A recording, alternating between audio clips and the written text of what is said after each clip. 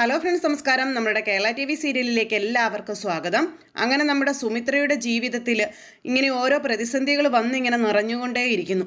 കാരണം സുമിത്ര ആ സ്കൂൾ ഇപ്പോൾ ശരിക്കും കയ്യിലാക്കി. ആ സ്കൂളിൽ സുമിത്രയുടെ പ്രാധാന്യം എത്രത്തോളമാണെന്ന് എല്ലാവർക്കും മനസ്സിലായി. അതുകൊണ്ട് തന്നെ രഞ്ജിത എന്ന് പറയുന്ന വ്യക്തിയെ മറികടന്നുകൊണ്ട് ഇപ്പോൾ ടീച്ചേഴ്സ് ആണെങ്കിലും കുട്ടികളാണെങ്കിലും സുമിത്ര എന്ന് പറയുന്ന ആ ടീച്ചറുടെ പിന്നാലെയാണ്. അത് രഞ്ജിതയെ സംബന്ധിച്ചിടത്തോളം വൻ പരാജയമായൊരു കാര്യമായതുകൊണ്ട് രഞ്ജിതയ്ക്ക് എങ്ങനെയെങ്കിലും സുമിത്രയെ അവിടുന്ന് തട്ടിത്തെറിപ്പിക്കണമെന്ന് മാത്രമേ ഉള്ളൂ. അപ്പോൾ വരുന്ന തിരിച്ചടികളെല്ലാം ഈ രഞ്ജിതയുടെ സ്വത്തുക്കളും പണവും എല്ലാം നഷ്ടപ്പെട്ടു പോകുന്ന ഒരു രീതിയിലേക്കാണ്. അപ്പോൾ പിന്നെ സുമിത്ര അവിടെ നിലനിന്ന് പോയി കഴിഞ്ഞിട്ടുണ്ടെങ്കിൽ രഞ്ജിതയ്ക്ക് ഒരു കാരണവശാലും അവിടെ സ്ഥാനം ഉണ്ടാകില്ലെന്നറിയാം. അതുകൊണ്ട് തന്നെ എന്ത് വില കൊടുത്തിട്ടാണെങ്കിലും സുമിത്രയെ അവിടെ നിന്നും പുറത്താക്കണം. സുമിത്ര ഇല്ലാതെ ഇനി ആ സ്കൂൾ മുന്നോട്ട് പോയാൽ മതി എന്നുള്ള ഒരു കാര്യം അവരെല്ലാവരും കൂടെ, അതായത് പ്രത്യേകിച്ച് രഞ്ജിത തീരുമാനിക്കുന്നു. രഞ്ജിത അതിന് വീട്ടിൽ കിടന്ന് ഭയങ്കരമായ പ്രശ്നങ്ങളാണ് ഉണ്ടാക്കുന്നത്. ഒരുമാതിരി ഭ്രാന്തികളെ പോലെ അലമുറ ഇട്ടുകൊണ്ട് ഭയങ്കര പ്രശ്നങ്ങളും കാര്യങ്ങളും ഒക്കെയാണ്. അപ്പോൾ അങ്ങനെ പ്രശ്നങ്ങളും കാര്യങ്ങളും എല്ലാം ഉണ്ടാക്കിയിട്ടും സുമിത്രയെ അവിടെ നിന്ന് പറഞ്ഞു വിടാൻ രഞ്ജിതയെ കൊണ്ട് കഴിയുന്നില്ല. സുമിത്ര ഓരോ ദിവസവും മുന്നേറിക്കൊണ്ടിരിക്കുകയാണ്. എന്തായാലും നമ്മുടെ സുമിത്രയുടെ പ്രവൃത്തി കൊണ്ട് ആ സ്കൂളിലെ ആ ചട്ടം തന്നെ അങ്ങ് മാറ്റി നമ്മുടെ പരമശിവം. സുമിത്ര എന്ന് പറയുന്ന വ്യക്തിയെ ഒന്ന് മുള്ളുകൊണ്ട് പോലും നുള്ളി നോവിക്കാൻ അല്ലെങ്കിൽ ഒന്ന് കുത്തി നോവിക്കാനായിട്ട് കഴിയാത്ത അവസ്ഥയിലേക്ക് വന്നു ശരിക്കും രഞ്ജിതയ്ക്ക്. അങ്ങനെ രഞ്ജിത ഈ കാര്യങ്ങളൊക്കെ ചെയ്തു ഭ്രാന്തം കയറി നടക്കുന്ന സമയത്താണ് മകൻ പൂജയുടെ പിന്നാലെ ഇങ്ങനെ നടക്കുന്നത്. മകൻ പൂജയുടെ പിന്നാലെ ഇങ്ങനെ ഓരോ കാട്ടായങ്ങൾ കാണിച്ച് നടക്കുന്ന സമയത്ത് സരസ്വതി അമ്മ മുള്ളും കുത്തും വെച്ചുകൊണ്ട് ഇങ്ങനെ അവിടെ നിന്ന് സംസാരിക്കുകയാണ്. അപ്പോൾ ഇവൻ കാണിച്ചു കൂട്ടുന്നതിനൊന്നും നമ്മുടെ പൂജ മോള് നിന്ന് കൊടുക്കുന്നില്ല. കാരണം പൂജയുടെ മനസ്സിൽ അന്നും ഇന്നും എന്നും നമ്മുടെ അപ്പു മാത്രമേ ഉള്ളൂ. പൂജ അപ്പോഴേട്ടിനെ എവിടെ വെച്ച് കാണും, കാർഡ് എങ്ങനെ കൊടുക്കും എന്നൊക്കെയുള്ള ആ ഒരു ടെൻഷനും കാര്യങ്ങളൊക്കെ ആയിട്ടിരിക്കുമ്പോൾ പങ്കജ് അവിടെ നമ്മുടെ പൂജ കൈവിട്ട് പോകും എന്നുള്ളൊരു പേടിയിലാണ്. അങ്ങനെ കാര്യങ്ങൾ മൊത്തം കുഴഞ്ഞു മറിഞ്ഞിങ്ങനെ കിടക്കുന്നു. ഈ സമയത്ത് നമ്മുടെ സുമിത്ര വീട്ടിലിങ്ങനെ വിഷമിച്ചിരിക്കുന്ന സമയത്ത് ഈ സുമിത്രയുടെ അരികിലേക്ക് സരസ്വതി അമ്മ ചുമ്മാ തനി സ്വഭാവം എടുത്തുകൊണ്ട് അങ്ങോട്ടേക്ക് ചെല്ലുകയാണ്. എന്നിട്ട് ചുമ്മാ സുമിത്രയോട് അതും ഇതൊക്കെ ഇങ്ങനെ പറഞ്ഞുകൊണ്ടിരിക്കുന്നു. നമ്മുടെ സുമിത്ര നേരത്തേക്കും സമാധാനം ഇല്ലാതെ അങ്ങനെ ഇരിക്കുന്നത് കൊണ്ട് ഇതൊന്നും വലിയ ഗൗനിക്കാനും പോയില്ല. എന്തായാലും ആ ഒരു സംഭവം അവിടെ നടക്കുമ്പോൾ നമ്മുടെ പൂജ ഫോൺ എടുത്ത് നമ്മുടെ അപ്പുവിനെ ഒന്ന് വിളിച്ചാലോ എന്ന് വിചാരിച്ച് ഫോൺ എടുത്ത് അപ്പുവിനെ വിളിക്കാൻ ശ്രമിക്കുക. അപ്പോഴേക്കും അങ്ങോട്ടേക്ക് പങ്കജ് ഓടി വന്നു. ഒരു രീതിയിലും പൂജയെ വെറുതെ വിടില്ലെന്ന് തീരുമാനിച്ചുകൊണ്ട് അങ്ങനെ അപ്പുവിനെ വിളിക്കാൻ തുടങ്ങിയ നമ്മുടെ പൂജയ്ക്ക് അതിനും സാധിച്ചില്ല. എന്നിട്ട് പിന്നെ അപ്പു എവിടെയെങ്കിലും കാണും എന്നുള്ള പ്രതീക്ഷയിൽ പോകാനായിട്ട് ഇറങ്ങുമ്പോഴും ഈ പറയണ പങ്കജ് ഇടയ്ക്ക് കയറി പൂജ ഡ്രോപ്പ് ചെയ്യാമെന്ന് പറഞ്ഞ് അതും വിഷയമാക്കുന്നു. അങ്ങനെ അന്നത്തെ ദിവസം ഒന്നിനും നടന്നില്ല. എന്തായാലും അവർ തമ്മിലുള്ള കൂടിക്കാഴ്ചയും നടന്നില്ല. അത് കഴിഞ്ഞ് ആ ഒരു വിഷമത്തിൽ നമ്മുടെ പൂജ ഇങ്ങനെ വീട്ടിലേക്ക് പോവുകയും ചെയ്തു. അങ്ങനെ ആ ഒരു സംഭവം അവിടെ നടക്കുന്നു. അപ്പോൾ ഇവരുടെ ഇടയിലുള്ള ആ ഒരു എന്താ പറയുക അകലം അതങ്ങനെ തന്നെ നിൽക്കുക. വീട്ടിലെത്തിയിട്ടാണെങ്കിലും അപ്പു ഭയങ്കര വിഷമത്തിലാണ്. പൂജയെ ആ ഒരു അവസ്ഥയിൽ അവിടെ വെച്ച് കണ്ടല്ലോ. അപ്പോൾ തന്നെ അവൾ ഒഴിവാക്കുകയാണെന്നും ഒപ്പം പങ്കജിനെ അവളെല്ലാമാക്കി സ്വീകരിക്കുകയാണ് എന്നൊക്കെയുള്ളൊരു മൈൻഡിലാണ് അപ്പു വിചാരിക്കുന്നത്. അതിൽ അപ്പുവിനെ നമുക്ക് കുറ്റം പറയാൻ പറ്റില്ല. കാരണം അപ്പു കണ്ട കാഴ്ച അതാണ്. അങ്ങനെ ആ ഒരു സംഭവം അവിടെ ഇങ്ങനെ നടക്കുന്നു. എന്തായാലും ആ ഒരു കാര്യങ്ങൾ അവിടെ ഇങ്ങനെ നടക്കുന്ന സാഹചര്യത്തിൽ പിന്നീട് കാണിക്കുന്നത് നമ്മുടെ സുമിത്ര വീട്ടിലിങ്ങനെ മകൾ വരുമ്പോഴത്തേക്ക് എന്തെങ്കിലുമൊക്കെ ഉണ്ടാക്കി കൊടുക്കണമല്ലോ. അപ്പോൾ അതിനൊക്കെ വേണ്ടിയിട്ട് അങ്ങനെ അടുക്കളയിൽ ഓരോ കാര്യങ്ങൾ ചെയ്തുകൊണ്ടിരിക്കുന്ന സമയത്ത് ഈ സരസ്വതി അമ്മ ഇങ്ങനെ പഴയ സ്വഭാവമായിട്ട് ചെല്ലും കേട്ടോ. അവിടെ ഇവിടെ എല്ലാം തെരഞ്ഞും പിടിച്ചു ചെല്ലുന്നു. അവിടെ ഇവിടെയൊക്കെ തെരഞ്ഞു പിടിച്ച് ചെന്ന് കഴിഞ്ഞപ്പോഴത്തേക്കും അതെ നമ്മുടെ സുമിത്ര അവിടെ ഇരിപ്പുണ്ട്. അപ്പോൾ ഒന്ന് കൊളുത്തി കൊടുത്തേക്കാം എന്ന് വിചാരിച്ച് ആശാത്തി നേരെ അങ്ങ് ചെന്നിട്ട് സുമിത്രയെ പൂജ ഇതുവരെ വന്നില്ലല്ലേ എന്ന് ചോദിച്ചു. അപ്പോൾ ഇല്ല. അല്ല സുമിത്ര, ഞാനൊരു കാര്യം ചോദിക്കട്ടെ. പൂജയ്ക്ക് എന്തൊക്കെയോ കള്ളത്തരങ്ങളുണ്ട്. നിന്നോട് അവൾ എന്തെങ്കിലും പറയാറുണ്ടോ? എൻ്റെ മോൾക്ക് ഒരു കള്ളത്തരം ഇല്ലെന്ന് സുമിത്ര പറഞ്ഞപ്പോൾ അത് നിൻ്റെ വെറും തോന്നലും വിശ്വാസവും മാത്രമാണ്. കാരണം എന്താണെന്നറിയോ? നിൻ്റെ മോള് ലോക കള്ളിയാണ്. അവൾക്ക് ആ ചെറുക്കനുമായിട്ട് എന്തൊക്കെയോ ചുറ്റിക്കെട്ടും ഇടപാടുകളൊക്കെ ഉണ്ടെന്നേ. ആ ചെറുക്കനാണെങ്കിൽ അവളില്ലാണ്ട് പറ്റിയല്ല. അവളെ കാണാതെ ആ ചെറുക്കന് ഇരിക്കാൻ പറ്റില്ല. ഏതു നേരവും അവളെ കാണാൻ വരുന്നു. എന്താ ഒന്നും ഇല്ലാതെയാണോ ഇതൊക്കെ നടക്കുന്നത് എന്നൊക്കെ ചോദിച്ച് ഈ സരസ്വതി അമ്മ ഏഷണി നുണ ഉണ്ടാക്കുമ്പം ദൈവാനുഗ്രഹം പോലെ നമ്മുടെ പൂജ അതും കേട്ടുകൊണ്ട് വന്നു. അപ്പോൾ പൂജ അപ്പുറം മാറി നിന്ന് ജനലിൻ്റെ മറവിൽ നിന്ന് ഇത് കേൾക്കുക. കേട്ട് കഴിഞ്ഞപ്പോഴത്തേക്ക് അടിമൂടി തിളച്ചിങ്ങ് വന്നില്ലേ നമ്മുടെ പൂജയ്ക്ക്. പൂജ അങ്ങോട്ടേക്ക് ചെന്നു. അച്ചമ്മ എന്തു ഭാവിച്ചാണെന്ന് ചോദിച്ചു. അച്ചമ്മ എന്തെങ്കിലും അരുതാത്തത് കണ്ടോയെന്ന് ചോദിച്ചു. ആവശ്യമില്ലാത്ത കാര്യങ്ങൾ പറഞ്ഞ് പഴയ സ്വഭാവം എടുക്കാനാണ് അച്ചമ്മയുടെ സ്വഭാവം കാണിക്കുന്നതെന്നൊക്കെ ചോദിച്ചുകൊണ്ട് നമ്മുടെ പൂജ ഇങ്ങനെ ചോദിച്ചപ്പോൾ അയ്യോ മക്കളെ, ഞാൻ അങ്ങനെയൊന്നും പറഞ്ഞതല്ല. അത് പിന്നെ ആ ചെറുക്കൻ ഏത് നേരം ഇവിടെ വരുമ്പോൾ മോളോട് ആ ചെറുക്കൻ എന്തോ താല്പര്യമുണ്ടെന്നാണ് ഞാൻ പറഞ്ഞതെന്ന് പറഞ്ഞു ഈ സരസ്വതി അമ്മ. അമ്മ അങ്ങനെയാണോ പറഞ്ഞതെന്ന് ഇപ്പോൾ സുമിത്ര എന്തായാലും ചോദിച്ചു. അച്ചമ്മ ഇനി കിടന്നിടത്ത് കിടന്ന് ഉരുളൊന്നും വേണ്ട. അച്ചമ്മ പറഞ്ഞ കാര്യങ്ങളൊക്കെ ഞാൻ നല്ല വ്യക്തമായിട്ട് കേട്ടതാണ്. ഇനി കൂടുതൽ അഭിനയിക്കുകയൊന്നും വേണ്ടെന്നും പറഞ്ഞ് പൂജയെ അങ്ങ് പറഞ്ഞു. അങ്ങനെ ഇവർ രണ്ടുപേരും കൂടി അതും പറഞ്ഞു ഇങ്ങനെ സംസാരിച്ചുകൊണ്ടിരിക്കുന്നു.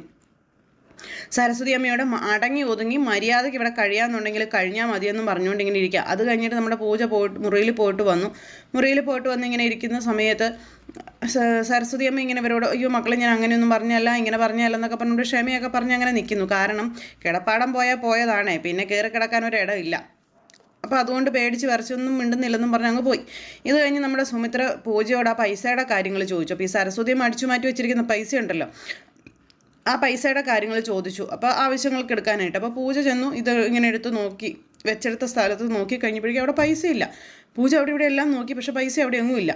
ആ സമയത്ത് അവിടെ കാണാതെ വന്നു കഴിഞ്ഞപ്പോഴത്തേക്കും സുമിത്രയുടെ അടുത്തേക്ക് വന്നു. സുമിത്രയ്ക്ക് അരികിലേക്ക് വന്നിട്ട് അമ്മേ ഞാൻ അവിടെ വെച്ച് പൈസ കാണുന്നില്ല അമ്മേ എന്ന് പറഞ്ഞു. പൈസ കാണുന്നില്ല, നമ്മൾ എന്തൊക്കെയാ ഈ പറയുന്നത്, നിനക്ക് എന്താ പറ്റിയത്, നീ അവിടെ എവിടെയെങ്കിലും ശരിക്കും നോക്കാനൊക്കെ പറഞ്ഞു സുമിത്ര. അപ്പോൾ ഇല്ലമ്മേ ഞാൻ അവിടെ വെച്ചെടുത്ത് തന്നെയാണ് നോക്കിയത്, പക്ഷേ അവിടെ ഇല്ലമ്മേ, എൻ്റെ അമ്മ ചെയ്യുന്നതെന്നൊക്കെ ചോദിച്ചു മകൾ ഭയങ്കരമായിട്ട് ടെൻഷൻ അടിക്കാം. അപ്പോൾ സുമിത്ര പറഞ്ഞു അമ്മയും കൂടെ നോക്കാൻ കൂടാന്ന്. അപ്പോഴേക്കും സരസ്വതി അമ്മയ്ക്ക് മനസ്സിലായി ദൈവമേ ആ പൈസ എങ്ങാനും കിട്ടിയില്ലെങ്കിൽ പണി പാലുവെള്ളത്തിൽ കിട്ടും. അത് പിന്നെ ഇനിയിപ്പോൾ എന്നാ ചെയ്യുന്നതെന്നൊക്കെ ആലോചിച്ച് ഓടിപ്പോയി ആ പൈസ എടുത്തു. എന്നിട്ട് എന്തെങ്കിലും നുണ പറഞ്ഞു കൊടുക്കാമെന്നും പറഞ്ഞു. എന്നിട്ട് ഈ പൈസ എടുത്തോണ്ട് എന്നാൽ സുമിത്ര ഈ പൈസയാണെന്ന് ചോദിച്ചു കൊടുക്കുക. അപ്പോൾ ഈ പൈസ മേടിച്ചിട്ട് ഈ പൈസ അമ്മയ്ക്ക് ഇവിടെ നിന്ന് കിട്ടിയെന്ന് ചോദിച്ചു. അത് പിന്നെ കഴിഞ്ഞ ദിവസം ഞാൻ ഡ്രസ്സൊക്കെ പൂജയുടെ മുറിയിൽ അടുക്കി വയ്ക്കാൻ പോയപ്പോഴേ നിലത്ത് എന്തോ ചാടിപ്പോയതാ, നിലത്ത് കിടന്നതാണെന്ന് പറഞ്ഞു. പിന്നെ ഞാൻ ആ കാര്യം പറയാനേ വിട്ടുപോയി എന്നും പറഞ്ഞുകൊണ്ട് സരസ്വതി അമ്മ അതെടുത്ത് കൊടുക്കുന്നു. അപ്പം തന്നെ സുമിത്രയ്ക്ക് കാര്യം മനസ്സിലായി, തള്ള അതെടുത്ത് ഇശിക്കിയതാണെന്നുള്ള കാര്യം. അപ്പോൾ അങ്ങനെ താഴെ പോകാൻ പാകത്തിനൊന്നും ആയിരുന്നില്ലല്ലോ ഞാനത് വെച്ചിരുന്നത് എന്ന് നമ്മുടെ പൂജ അന്നേരം പറഞ്ഞു. ഇനിയിപ്പോൾ എന്തെങ്കിലും ആവട്ടെ മോളെ, പൈസ കിട്ടിയില്ലെന്നും പറഞ്ഞു സരസ്വതി വിഷയം മാറ്റാൻ ശ്രമിക്കാം. അപ്പോഴേക്കും ഇനി പൈസയൊന്നും ഇവിടെ വെച്ചാൽ ശരിയാവില്ല നമ്മുടെ സുമിത്ര പറഞ്ഞേ. എന്നിട്ട് ഇവർ തമ്മിൽ ഇങ്ങനെ അത് പറഞ്ഞുകൊണ്ടിരുന്നപ്പോഴത്തേക്കും സരസ്വതിക്ക് മനസ്സിലായി സരസ്വതിന് ഇവർക്ക് സംശയം ഉണ്ടെന്ന്. അങ്ങനെ സരസ്വതി അയ്യോ മോളെ നീ എന്താ അങ്ങനെ പറഞ്ഞു, ഞാനൊരു നല്ല കാര്യം ചെയ്യാൻ പോയതും പ്രശ്നമായോ എന്നും ചോദിച്ചു സരസ്വതി. അതിന് അമ്മയെ ആരും ഇവിടെ ഒന്നും പറഞ്ഞില്ലല്ലോ, പിന്നെ അമ്മ എന്തിനാ എഴുതാപ്പുറം വായിക്കുന്നതെന്ന് സുമിത്രയും ചോദിച്ചു. അങ്ങനെ ഇവർ 2-3 പേരും കൂടെ സംസാരിച്ചുകൊണ്ട് അങ്ങനെ നിൽക്കുന്നു. ഈ സമയത്താണ് നമ്മുടെ അപ്പു വീട്ടിലിരുന്ന് ഇങ്ങനെ പൂജയെക്കുറിച്ച് ആലോചിക്കുന്നത്. അപ്പോൾ വിളിക്കാതെയും പറയാതെയും പോകുന്നത് കൊണ്ടുണ്ടാകുന്ന ആ ഒരു നഷ്ടം അതുണ്ടാകരുതെന്ന് അച്ഛൻ പറഞ്ഞ കാര്യം നമ്മുടെ അപ്പു അന്നേരം ചിന്തിച്ചു. അപ്പു വന്നിട്ട് വേഗം ഫോൺ എടുത്ത് വിളിച്ചു കഴിഞ്ഞ് അപ്പുവേട്ടൻ്റെ കോള് കണ്ടതും വളരെ സന്തോഷത്തോടു കൂടി പൂജ ഓടി വന്ന് കോൾ എടുത്തു. ഹലോ അപ്പുവേട്ടാ, ഹലോ പൂജ എവിടെയാണ് ഉള്ളതെന്ന് ചോദിച്ചു. ഞാൻ വീട്ടിലുണ്ട്, എനിക്ക് പൂജ അത്യാവശ്യമായിട്ടൊന്ന് കാണണമെന്ന് പറഞ്ഞു. അപ്പോൾ എന്താ അപ്പോൾ ഏട്ടാ കാര്യം എന്ന് ചോദിച്ചപ്പോൾ അത് പിന്നെ എനിക്ക് അത്യാവശ്യമായിട്ടൊരു കാര്യം പറയാനാണെന്ന് പറഞ്ഞു. ശരി എപ്പോൾ കാണണം, അപ്പോൾ കാര്യവും പറഞ്ഞു, കാണാമെന്നും പറഞ്ഞു. അങ്ങനെ അത് കഴിഞ്ഞ് ഫോൺ കട്ട് ചെയ്തിട്ട് ഇങ്ങനെ ഇരുന്ന് ആലോചിക്കുകയാണ് എപ്പോൾ കാണണം എന്നൊക്കെയുള്ളൊരിത്. എന്തായിരിക്കും അപ്പോഴേട്ടൻ എന്നോട് പറയാനുള്ളത്, അതൊക്കെ ഇരുന്ന് ഇങ്ങനെ ആലോചിക്കുകയാണേ. അപ്പം ഞാൻ ഈ പറയുന്ന കാര്യങ്ങൾ എസ് ആയാലും നോ ആയാലും ഇന്നത്തെയും കൊണ്ടെല്ലാം അവസാനിപ്പിക്കണമെന്ന് അവിടെ നിന്ന് നമ്മുടെ അപ്പവും വിചാരിക്കുന്നു. അങ്ങനെ 2 പേരും 2 രീതിയിൽ വിചാരിക്കുക. അങ്ങനെ ഇവർ 2 പേരും കാണാൻ തീരുമാനിച്ചു. എന്നിട്ട് ആളൊഴിഞ്ഞൊരു സ്ഥലത്ത് 2 പേരും കൂടി വന്ന് 2 പേരും കണ്ടു കഴിഞ്ഞപ്പോഴേക്കും ഉള്ളിലുള്ള ആ ഒരു ഇഷ്ടം തുറന്നു പറയാനായിട്ടുള്ളൊരു ആകാംക്ഷ അല്ലെങ്കിൽ ഒരു വ്യഗ്രതയൊക്കെ ഉണ്ടാവുമല്ലോ. എന്നാലും ആദ്യം ഞാൻ പറയട്ടെ, ആദ്യം അവൾ പറയട്ടെ, ആ ഒരു മൈൻഡാണ് ഇപ്പോഴും. അങ്ങനെ ഇവർ 2 പേരും കൂടെ സംസാരിച്ചുകൊണ്ടിരിക്കുന്ന സമയത്ത് വാലന്റൈൻസ് ഡേയുടെ കാര്യങ്ങളെപ്പറ്റി ചോദിച്ചു അപ്പു. അപ്പോൾ അന്നത്തെ ദിവസത്തെ കാര്യങ്ങൾ അപ്പുവിനോട് പറയുകയാണ് പൂജ. എൻ്റെ അപ്പുവേട്ടാ അന്നത്തെ ദിവസം ഒരു നശിച്ച ദിവസമായിരുന്നെന്നും ഒരിക്കലും ഇല്ലാത്തതുപോലെ മീറ്റിങ്ങുകളായിരുന്നു എന്നൊക്കെ കാര്യങ്ങളൊക്കെ നമ്മുടെ പൂജ ഇങ്ങനെ പറയുന്നു. എന്നിട്ട് പിന്നെ ഓഫീസിലെ കാര്യങ്ങളൊക്കെ പറഞ്ഞു.